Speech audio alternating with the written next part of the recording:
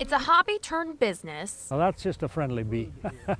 that Paul Gosen has been doing for a long time. None of the bees that I have ever stung anyone. Anyone but him, that is. I'm kind of immune to the sting. Paul was living in Nebraska when he first got into this buzzing business. A man who was in his 80s, and he told me, I've got 4 hives, they make too much honey for me. Why don't I just give you 2 hives?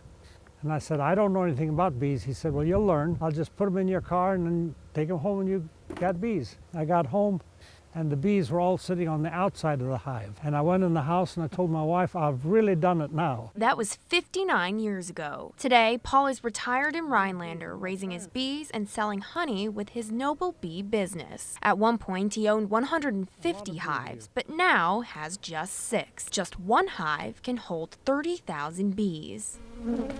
But even though that number seems big, bee populations have been on the decline recently. In the last year, beekeepers across the U.S. lost 44% of their honeybee colonies. It's a problem Paul deals with today when he lost one of his colonies to colony collapse disorder, or CCD. We don't know for sure what causes it, but the colony just collapses. I believe we need to take care of our environment, and bees are so necessary for our environment. Whether it's CCD or other causes, Paul says we need to help bees before the problem gets worse. This is probably the last time I'll feed them. His infectious laugh is almost as noticeable as the buzzing itself.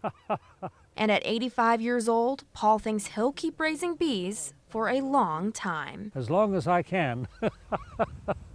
We're covering the news in Rhinelander. Mary O'Connell, Newswatch 12.